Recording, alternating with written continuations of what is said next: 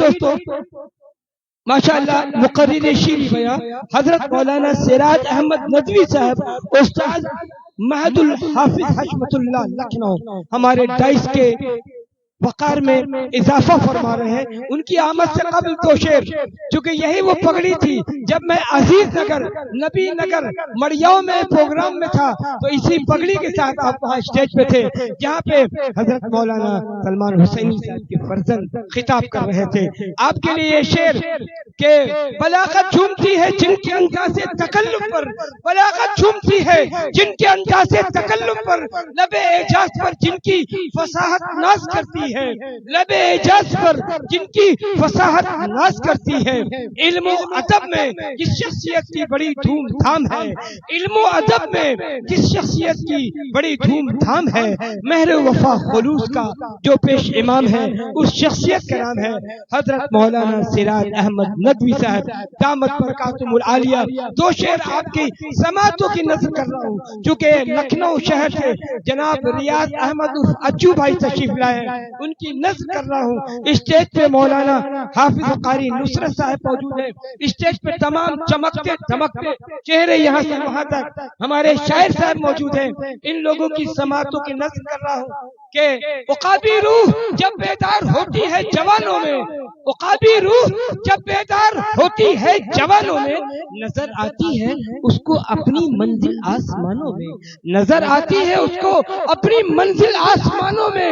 نہیں تیرا نشیمن قصر سلطانی کے گنبد پر، نہیں تیرا نشیمن قصر سلطانی کے گنبد پر، تو شائی ہے بسیرا کر پہاڑوں کی چٹانوں پہ، تو شائی ہے بسیرا کر پہاڑوں کی چٹانوں پہ. آئیے ہمارے درمیان تشریف لا چکے ہیں نوجوان عالم دین مایہ ناز خطیب مقرر شیریں بیاں حضرت مولانا سراج احمد ندوی صاحب دامت برکاتہم العالیہ. بسم اللہ الرحمن الرحیم. ماشاءاللہ قاری جناب جسیم صاحب نے اور تمام باشندگان ہالو پور کے نوجوانوں نے بہت ہی بہترین اور اچھا پروگرام کا نظم کیا، جس پروگرام کی صدارت حضرت مولانا عبدالوحید صاحب فرما رہے ہیں اور جن کی زیر سرپرستی ہے وہ جناب آپ کے معروف و مشہور جناب حافظ و قاری نصرت علی صاحب فرما رہے ہیں ماشاءاللہ. اور اس سے قبل جو نجامت کی بانگ ڈور حافظ محمد رضوان صاحب کے سپرد تھی، اس کے بعد ہمارے بہت ہی مخلص اور مربی جن کی زیر نظامت میں کئی مرتبہ اس ناچیز کو موقع ملا، جن سے مراد ہماری جناب شاہ فیصل صاحب دامت برکاتہم ہیں. ماشاءاللہ بہت ہی دور و دراز کا سفر کرتے ہیں اور نظامت میں ان کا ایک انوکھا انداز، انوکھا ایک طرز ہے. اللہ رب العالمین اس نظامت کو اور ان کی کاوشوں کو قبول فرمائیں اور ہم اس کے لیے دعا گو ہیں.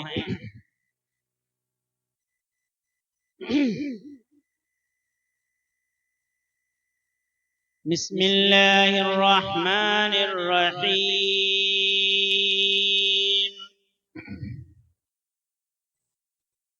الحمد للہ وکفى وسلام علی عباده الذین اصطفى. اما بعد فاعوذ باللہ من الشیطان الرجیم. بسم اللہ الرحمن الرحیم.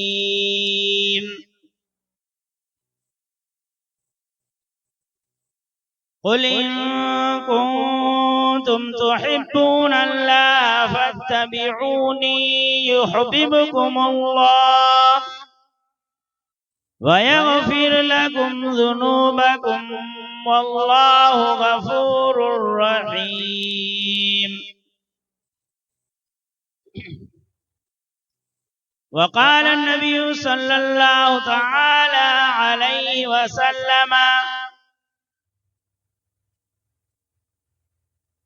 لا يؤمنون أحدكم حتى أكون أحب إليه من والده وولده والناس أجمعين.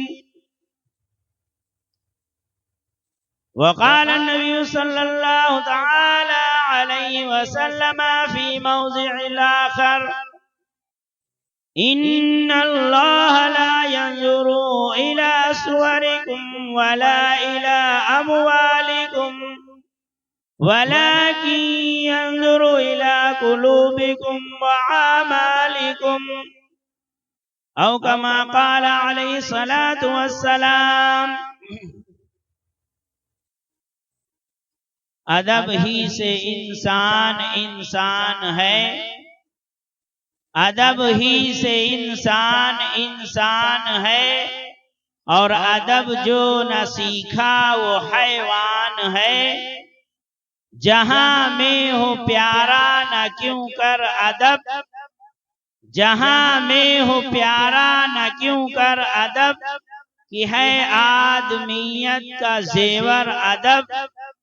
نہ ہو جس کو اچھے برے کی تمیز، نہ ہو جس کو اچھے برے کی تمیز، نہ ہو گھر میں پیارا نہ باہر عزیز.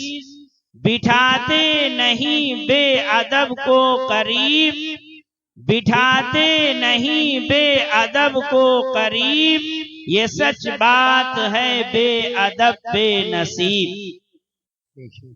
ماشاءاللہ، یہ چند اشعار تھے جو حضرت مولانا مولوی اسماعیل میرٹھی صاحب نے اپنی کتاب کے اندر لکھے ہیں. اور دوسرا شعر جو حضرت مولانا شاہ فیصل صاحب نے جو اپنی نظامت کے درمیان میں عرض کیا تھا کہ عمل سے زندگی بنتی ہے جنت بھی جہنم بھی، عمل سے زندگی بنتی ہے جنت بھی جہنم بھی، یہ خاکی اپنی فطرت میں نہ نوری ہے نہ ناری. تو ہم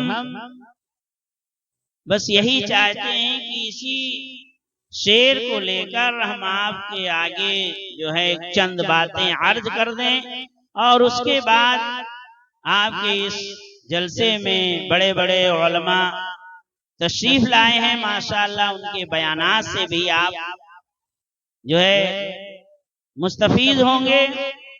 تو سب سے پہلی بات میرے بھائیوں، جو آپ نے اتنا پیسہ خرچ کیا اور قاری جسیم صاحب کی دوڑ بھاگ سے یہ پروگرام منعقد کیا، اس کا جو ہے خاطر خواہ فائدہ یہ ہے کہ ہم جو سنیں اس کے اوپر ہمارا عمل ہو جائے. کیونکہ امام بخاری رحمت اللہ علیہ نے اپنی پہلی کتاب جو بخاری شریف لکھی ہے، جس کو بہت ہی ادب و احترام کے ساتھ لکھا ہے، اس کتاب کے اندر جو کتاب کلام پاک کے بعد دنیا کے اندر اگر کوئی مقام اور مرتبہ کسی کتاب کا ہے تو وہ امام بخاری رحمت اللہ علیہ کی بخاری شریف. اس کتاب کے اندر پہلی حدیث ہمارے آقا جناب محمد رسول اللہ صلی اللہ علیہ وسلم کی درج کی ہے، اور اس میں فرمایا ہے اللہ کے نبی پاک صلی اللہ علیہ وسلم نے انما الاعمال بالنیات، کہ اعمال کا دار و مدار جو ہے وہ نیت کے اوپر ہو، تو ہمارا عمل ہونا چاہیے۔ اگر عمل ہے تو زندگی سکون اور راحت کی ہے، اور مرنے کے بعد جو آخرت والی زندگی ہے وہاں بھی ہمیں سکون اور چین اور راحت ملے، کیونکہ قاری جسیم صاحب نے ہم سے پہلے ہی بتا دیا تھا مولانا صاحب کوئی اختلافی بیان نہ کریں۔ تم نے کہا بھائی ہم تو سکون اطمینان کے ساتھ اللہ کہ نبی صلی اللہ علیہ وسلم کی سیرت کے اوپر دینی باتیں عرض کریں، باقی اختلاف سے ہمیں کوئی سروکار نہیں۔ تو سب سے پہلی چیز میرے محترم دوستو عمل۔ انسان یہ نہ جنتی ہوتا ہے اور نہ دوزخی ہوتا ہے، یہ تو فطرت اسلام پر ہر ایک بچہ دنیا کے اندر جنم لینے والا، پیدا ہونے والا، وہ فطرت اسلام پر پیدا ہوتا ہے۔ اب اس کے ماں باپ چاہے اسے یہودی بنا دے، اس کے ماں باپ چاہے اسے نصرانی بنا دے، اس کے ماں باپ چاہے اسے مجوسی بنا دے، اس کے ماں باپ چاہے غیر اللہ کے آگے سر جھکانے والا بنا دے، اس کے ماں باپ چاہے پتھروں کی پوجا کرنے والا بنا دے، لیکن میرے محترم دوستوں جو بچہ پیدا ہوتا ہے وہ ماں کے شکم سے دنیا کے اندر تشریف لاتا ہے تو وہ فطرت اسلام کے اوپر پیدا ہوتا ہے۔ تو ہمارے اعمال جیسے ہوں گے اللہ کی طرف سے ویسے فیصلے ہوں گے۔ ہم نہ جنتی ہیں نہ دوزخی ہیں، بلکہ ہمارے اعمال ہمیں جنت کا راستہ آسان کر دیں گے، اور ہمارے اعمال وہی جو برے اعمال ہوں گے وہ جہنم کا راستہ آسان کر دیں گے۔ اب عمل تو ہو گیا، لیکن اس عمل کے اندر جو ہے اخلاص بھی ہونا چاہیے، للہیت بھی ہونی چاہیے، اللہ کی خوشنودی بھی ہونی چاہیے۔ عمل تو ہے لیکن اگر للہیت نہیں ہے، عمل تو ہے اگر اللہ کی رضا کا مقصد نہیں ہے، عمل تو ہے لیکن اگر اللہ کی خوشنودی حاصل ہونے کا جذبہ نہیں ہے تو عمل وہ چاہے پہاڑ کے برابر ہو جائے لیکن اللہ کے نزدیک ایک مچھر کے پر کے برابر بھی نہیں۔ چاہے جتنا بڑا ہم جلسہ کرا لیں، چاہے جتنے بڑے ہم امام بن جائیں، چاہے جتنے بڑے ہم مقرر بن جائیں، چاہے جتنے بڑے ہم عالم دین بن جائیں، لیکن میرے محترم دوستو اگر اس عمل میں ہمارے ریا ہے، اگر دکھاوا ہے، اللہ کی رضا نہیں ہے، اللہ کی خوشنودی نہیں ہے تو عمل ہمارا بیکار جائے، چاہے جتنا بڑا عمل ہو۔ اللہ کے نبی پاک صلی اللہ علیہ وسلم نے فرمایا الحب للہ والبغض للہ وعطاء للہ ومنع للہ استکمل الایمان۔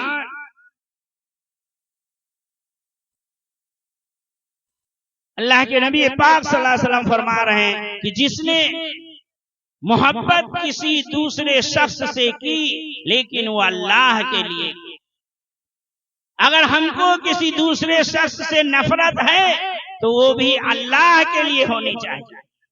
اگر ہم کسی کو کوئی چیز عطا کر رہے ہیں، دے رہے ہیں، مدد کر رہے ہیں، کسی بیوہ کی مدد کر رہے ہیں، کوئی غریب ماں باپ ہیں جن کے پاس پیسے نہیں ہیں لیکن گھر کے اندر جوان بیٹی سسک رہی ہے کہ اگر میرے ماں باپ کے پاس پیسے ہوتے تو ہمارے ماں باپ ہمارا نکاح کر دیتے، وہ بیٹی رو رہی ہے، اس کے ماں باپ کی رات کی نیندیں حرام ہو جاتی ہے کہ ہماری نوجوان بیٹی ہے لیکن ہمارے پاس پیسہ نہیں ہے۔ اگر پیسہ ہوتا تو وہ دلال، وہ سودا کرنے والے اپنے جوان بیٹوں کے ان کے ہم منہوں کو، ان کے بیٹوں کو ہر بار دہیج مانگتے ہیں۔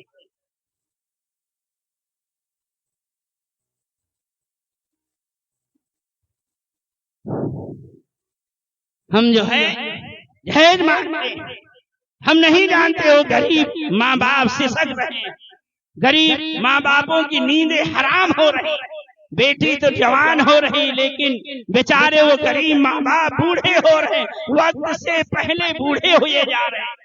کیوں؟ پیسہ نہیں ہے۔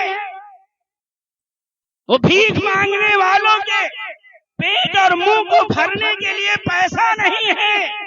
جوان بیٹی ہے، خوبصورت بھی ہے، اچھی بھی ہے، سیرت اچھی ہے، صورت بھی اچھی ہے، پڑھی لکھی بھی ہے، لیکن بس کمی ایک ہے کہ ان کے ماں باپ کے پاس پیسہ نہیں ہے۔ ہم دوسری طرف جا رہے ہیں، تو کہنے کا مقصد یہ ہے اگر ایسے ماں باپ کی ہم مدد کر رہے ہیں تو وہ بھی کس کے لیے ہونی چاہیے؟ اللہ کے لیے، اپنا مقصد نہ ہو، اللہ کے لیے ہو۔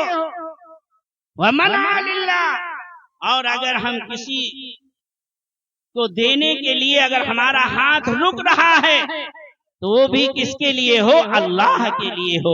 اللہ کا جناب محمد رسول اللہ صلی اللہ علیہ وسلم نے فرمایا اگر یہ 4 خصلتیں ہماری امتیوں کے اندر ہوں گی اور یہ 4 خصلتیں تم ہمارے امتیوں کے اندر دیکھ لو تو ان کے جو ہے ایمان کے قبول ہونے کا، مکمل ایمان ہونے کا دعویٰ کرنے استقبال ایمان، تو اس نے اپنے ایمان کو مکمل کر لیا۔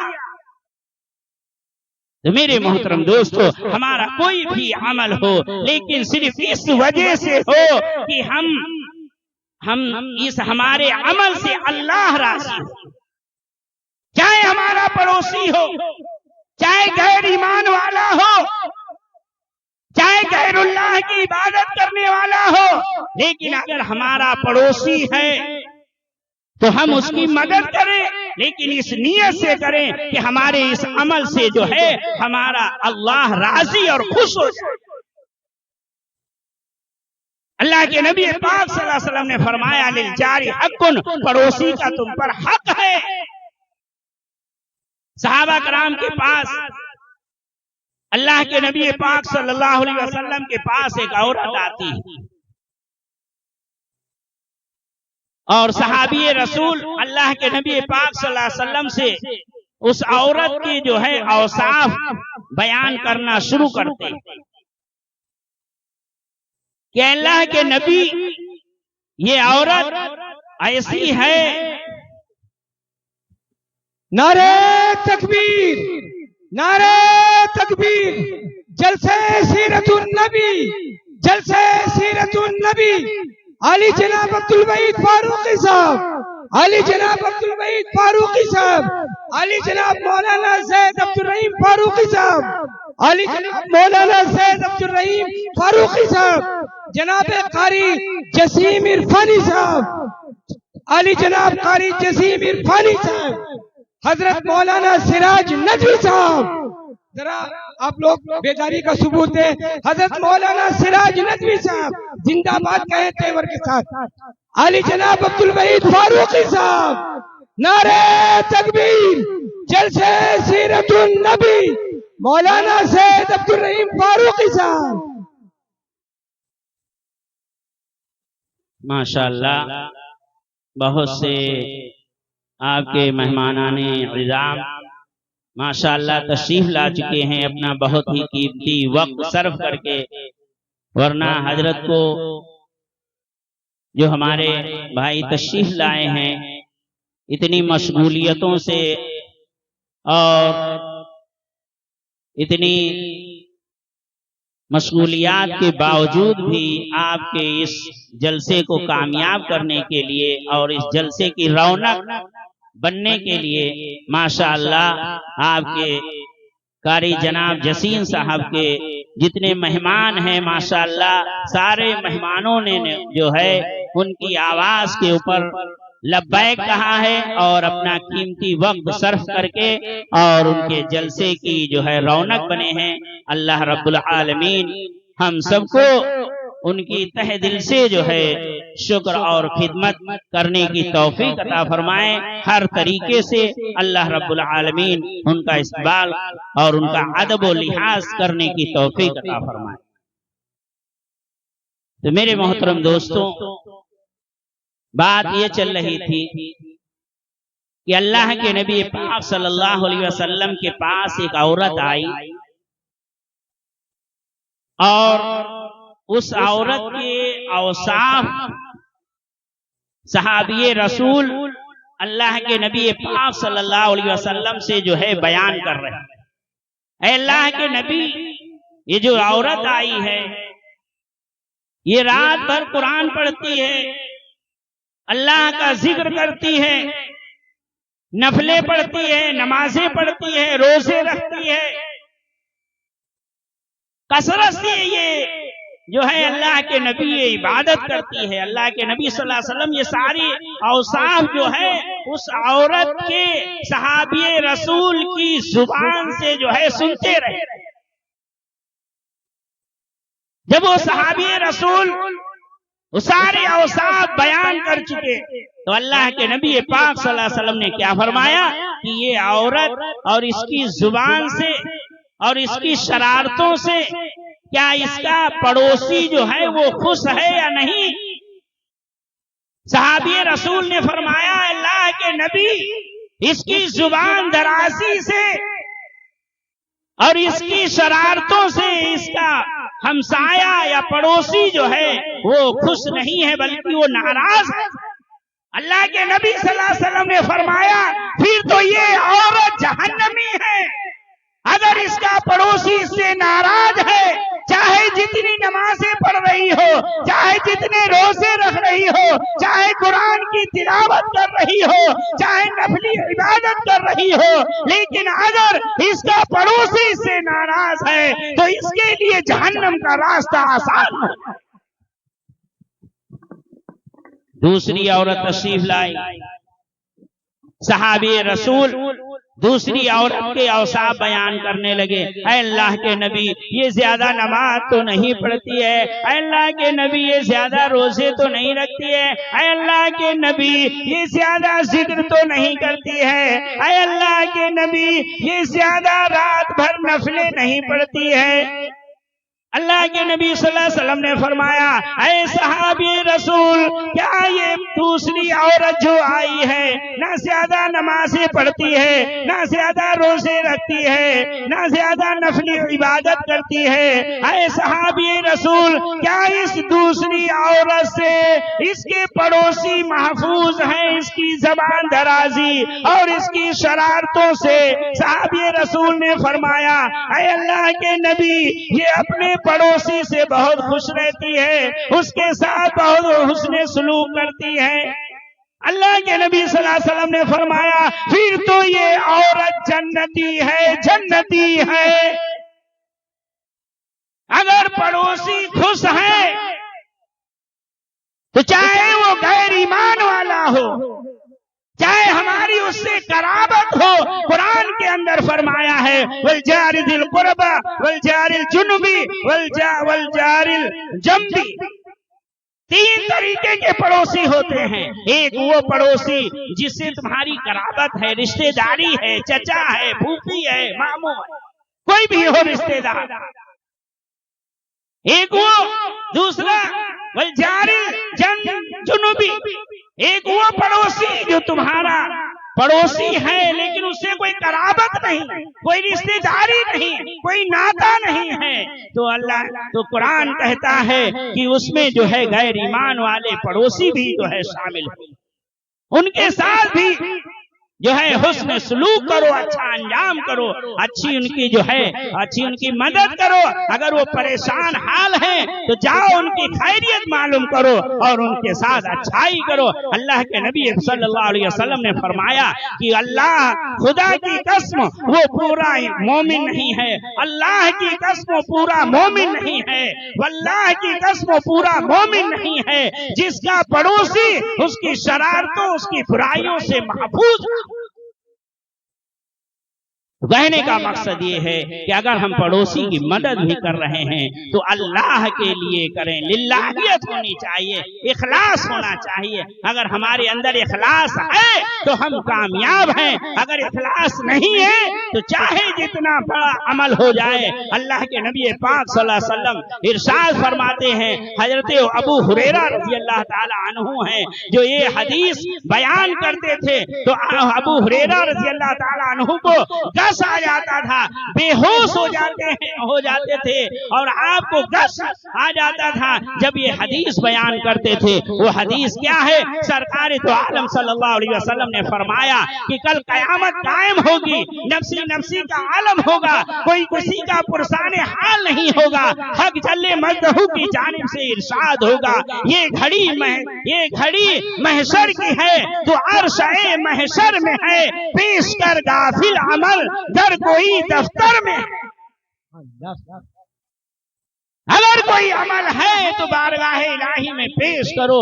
उस भयानक माहौल में जो कयामत का दिन होगा, मेरे मोहतरम दोस्तों, आज हमारे अमाल ऐसे, सूरज कितनी दूरी पर है? 9 करोड़ मील दूरी पर सूरज ये है जिसकी आप तपिश बर्दाश्त नहीं कर पाते, और ये सूरज जो है कयामत के दिन जो है सवा नेज़े पर आ जाएगा, जिसकी तपिश आप बर्दाश्त नहीं कर पाएंगे, और कहीं कोई साया नसीब नहीं होगा। लेकिन अल्लाह रब्बुल आलमीन अपने साये में जो है 7 ऐसे लोगों को जो है अर्श का साया मिलेगा, जिनको जिस दिन जो है अल्लाह के अर्श के साये के अलावा कोई साया नसीब नहीं। तो मेरे मोहतरम दोस्तों, हम जो है कोई भी अमल करें तो अल्लाह के लिए करें। तो हुजूर पाक सल्लल्लाहु अलैहि वसल्लम की वो हदीस जो हजरत अबू हुरैरा रज़ी अल्लाह ताला अन्हु बयान करते थे, और वो बयान करते करते आप बेहोश हो जाते थे। वो हदीस क्या है? अल्लाह तबारक ताला ऐसे कयामत के दिन 3 लोगों को बुलाएगा, जिसमें एक आलिम दीन होगा, एक जो है शहीद होगा, एक मालदार होगा। उन तीनों लोगों को बुलाएगा और अल्लाह रब्बुल आलमीन कहेगा उस आलिम से कि बता, मैंने तुझे दीन का इल्म दिया था, तूने उसके ऊपर कितना अमल किया? वो अर्ज करेगा, ऐ अल्लाह, मैंने कोई रास्ता, कोई गली नहीं छोड़ी जहां पर आपके दीन को फैलाया ना हो, आपके दीन की पाबंदी नहीं की हो। अल्लाह रब्बुल आलमीन फरमाएगा कि नहीं, तू झूठा है, तूने इसलिए किया था कि तुझे लोग आलिम दीन कहें, तुझे लोग कारी कहें, तुझे लोग हाफिज कहें। तो दुनिया में कहा जा चुका, अगर तेरे अंदर दिखावा था, लिल्लाह नहीं थी, अल्लाह की खुशनूदी नहीं थी, तो अमल वो तेरा बेकार है। आज आखिरत में तुझे कोई हिस्सा नहीं मिलेगा। फरिश्तों ले जाओ और इसको जहन्नम में डाल। एक मालदार को बुलाया जाएगा, अल्लाह रब्बुल आलमीन फरमाएगा, मैंने तुझे माल दिया था। वो अर्ज करेगा, ऐ अल्लाह, मैंने खैर का कोई रास्ता नहीं छोड़ा जहां पर तेरे माल को खर्च ना किया हो, जहां पर तेरे माल को इसराफ ना किया हो, जहां पर जरूरत हुई वहां पर मैं लब्बैक कहकर खर्च किया। लेकिन हाँ जो है अल्लाह रब्बुल आलमीन फरमाएगा, क्योंकि इन्नहु अलीमुम बिज़ातिस सुदूर, अल्लाह तो दिलों के राज को जानता है। इन्ना रब्बका लबिल मिरसाद, अल्लाह तो अपने बंदों की घात में बैठा हुआ है। जैसे एक शिकारी होता है, वो परिंदे के ऊपर जो है नजर गड़ों नजर लगा कर बैठता है कि हमारा निशाना चूक ना जाए। इस तरीके से इन्ना रब्बका लबिल मिरसाद, अल्लाह अपने जो है बंदों की घात में बैठा हुआ। अल्लाह फरमाएगा, तूने दुनिया में इसलिए खर्च किया था, तुझे लोग मालदार कहें, तुझे लोग बड़ा समझे, जो दुनिया में कहा गया। लेकिन अब आखिरत में तेरा कोई हिस्सा नहीं है। ऐ फरिश्तों, ले जाओ और इसे जहन्नम में डाल। एक मालदार भी जहन्नम में जा रहा, ایک عالم دین بھی جہنم میں جا رہا، کس بنا پر؟ کہ اگر ریاکاری ہمارے اندر ہوئی، دکھاوا ہوا، وہ عمل اللہ کو قبول نہیں ہے۔ ایک شہید کو بلایا جائے گا، یہ شہادت کا مقام اور مرتبہ کتنا بڑا، کتنا بڑا اعلیٰ مقام ہے شہیدوں کا، لیکن وہ شہید جس کے اندر للہیت نہیں ہوگی، جس کے اندر اللہ کی خوشنودی نہیں ہوگی، جس کے اندر اللہ کی رضا نہیں ہوگی، وہ شہید بھی اللہ کے نزدیک بیکار ہے۔ اللہ رب العالمین فرمائے گا اس کو بھی لے جاؤ اور اسے جہنم میں ڈال دو۔ تو میرے محترم دوستو، ہمارا کوئی بھی عمل ہو جس کے اندر اخلاص ہونا چاہیے، للہیت ہونی چاہیے۔ اگر عمل تھوڑا ہے لیکن اگر للہیت ہے، اخلاص ہے، تو اللہ کے نزدیک وہ پہاڑ کے برابر وہ عمل ہو جائے گا۔ اگر اخلاص نہیں ہے تو ہم بیکار جائیں گے۔ بنی اسرائیل میں 3 آدمی تھے، سفر کر رہے تھے، لیکن جو ہے راستے میں جا رہے ہیں اور راستے میں بارش ہونے لگتی ہے اور وہ چٹان جو ہے پہاڑ کی کھوہ میں جا کر اور اس بارش سے بچنے کے لیے چھپ جاتے ہیں۔ اوپر سے جو ہے ایک چٹان جو ہے سرکتی ہے اور آ کر اس غار کے جو ہے دروازے کو، منہ کو بند کر لیتی ہے۔ اب بیچارے 3 آدمی ہیں، اس کے اندر بیٹھے ہوئے ہیں، اوپر سے بھاری چٹان آ گئی ہے۔ اب اگر نکلنا چاہے تو نکل نہیں سکتے ہیں، چیخنا چاہے تو باہر والے آواز نہیں سن سکتے ہیں۔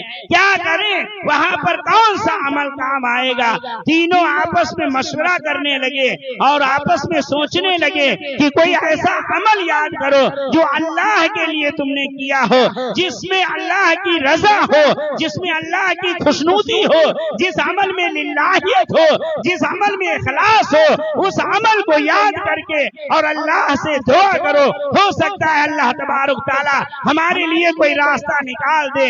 اس نے جو ہے ایک پہلے والے نے ہاتھ اٹھایا، اے اللہ میرے بوڑھے ماں باپ تھے، میں بکریاں چرایا کرتا تھا، میں ایک دن بکری چراتے چراتے بہت دور پہنچ گیا، لیکن روزانہ کا ہمارا معمول یہ تھا کہ میں جب بکری لے کر آتا تو بکریوں کا دودھ دہتا اور دھونے کے بعد پیالے میں دودھ کو کرتا اور اپنے ماں باپ کے کمرے میں جاتا، پہلے اپنے ماں باپ کو، اپنے والدین کو دودھ پلاتا اور اس کے بعد اپنے بچوں کو دودھ پلاتا۔ اے اللہ، اور ایک دن ایسا ہوا کہ میں بکریاں چراتے چراتے بہت دور نکل گیا، جب واپس آیا تو میرے ماں باپ سو گئے تھے، لیکن میں نے یہ گوارا نہیں کیا کہ اپنے ماں باپ سے پہلے اپنے بچوں کو دودھ پلائیں۔ میں نے معمول کے مطابق دودھ دوہا اور پیالے میں لے کر جب حجرے میں اس کمرے میں داخل ہوئے تو دیکھا کیا میرے ماں باپ سو گئے ہیں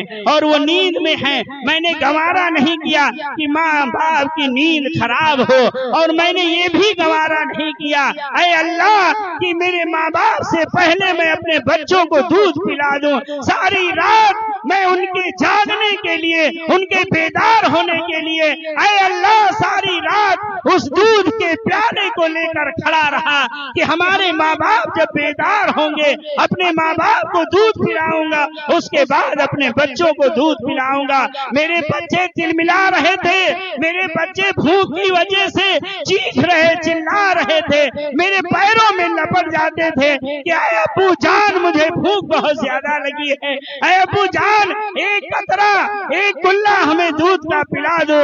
لیکن میرے بچے جو ہے رات بھر تلملاتے رہے، میرے پیروں کو نوچتے رہے، نوچتے نوچتے بیچارے سو گئے اسی جگہ پر۔ جب صبح ہوتی ہے اے اللہ میرے ماں باپ بیدار ہوتے ہیں، میں فوراً ان کو جو ہے ان کا چہرہ دھلاتا ہوں اور فوراً دودھ پیش کرتا ہوں اور ان کو دودھ پلاتا ہوں۔ اس کے بعد اپنے بچوں کو بیدار کرتا ہوں، اپنی اہلیہ کو بیدار کرتا ہوں، اپنی اہلیہ کو دودھ پلاتا ہوں۔ اے اللہ اگر یہ عمل میں نے تیری رضا کے لیے کیا ہے، تیری للہیت کے لیے کیا ہے، تیری خوشنودی کے لیے کیا ہے، اے اللہ تو مجھ سے اس چٹان کو ہٹا دے۔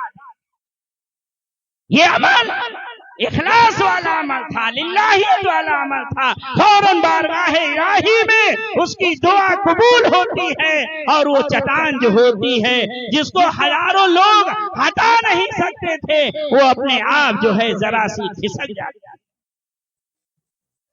دوسرا آدمی وہ اپنے نیک عمل کو یاد کرتا ہے، اے اللہ میری ایک نوجوان لڑکی تھی، اے اللہ ایک نوجوان لڑکی تھی جس کے اوپر میرا دل آ گیا تھا، میں اس کا عاشق ہو گیا تھا، اے اللہ اس کے بعد وہ ہماری طرف رجحان نہیں کرتی تھی، اے اللہ جب اس کے اوپر گردش آئی، اس کو حالات نے گھیر لیا تو ہمارے پاس قرض لینے کے لیے آئی کہ جو ہے ہمیں قرض دے دو، تو میں نے اس کو قرض کی شرط پہ دیا کہ ہمارے جذبات کو آپ پورا کریں گی، ہماری خواہشات کو پورا کریں گی۔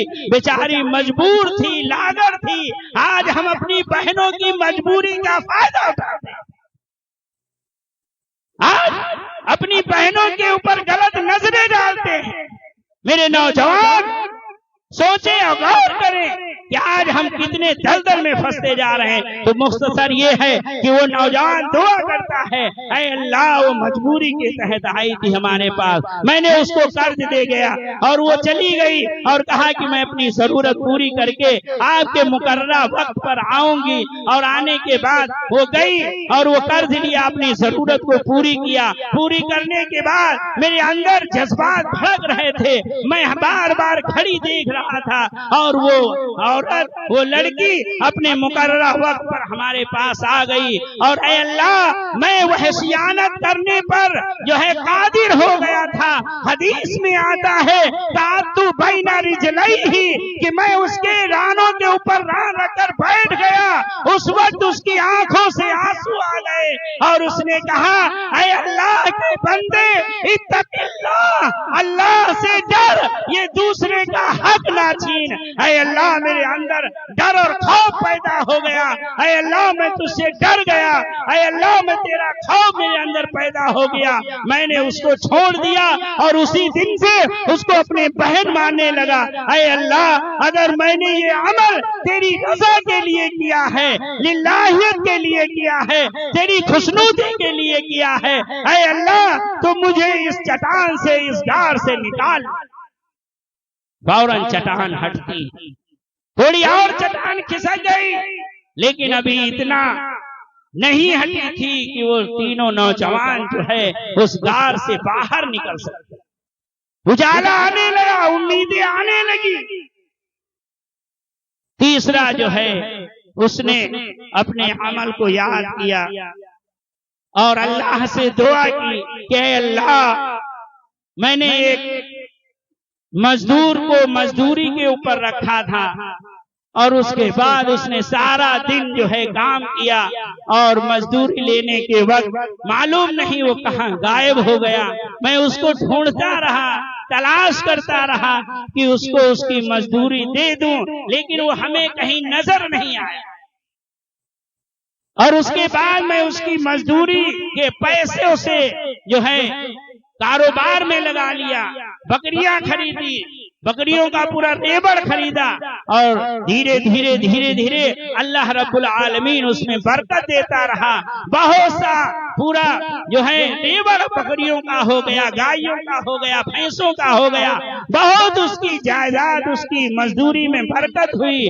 اور اس کے بعد عرصہ گزر گیا، اس کے بعد وہ آتا ہے اور مجھ سے مطالبہ کرتا ہے اے اللہ کے بندے میں نے تیرے پاس جو ہے مزدوری کی تھی، میں نے تیرا کام کیا تھا، اس مزدوری کو مجھے دے دے۔ تو میں نے اس سے کہا کہ واقعی تو نے میرے پاس کام کیا تھا، اور یہ جتنا ریوڑ بکریوں کا، بھینسوں کا اور اونٹوں کا، یہ جو گھوڑوں کا ریوڑ دیکھ رہے ہو، یہ ساری تیری مزدوری ہے، اور تم یہ ساری جو ہے اپنی مزدوری لے جاؤ۔ اس نے کہا اللہ کے بندے مجھ سے جو ہے مذاق نہ کر، میں نے کہا اے اللہ کے بندے میں تجھ سے مذاق نہیں کر رہا ہوں۔ وہ اس نے جو ہے سارا واقعہ بیان کیا، اور بیان کرنے کے بعد اس سارے ریوڑ کو جو ہے اس کے حوالے کر دیا اور وہ لے کر چلا گیا۔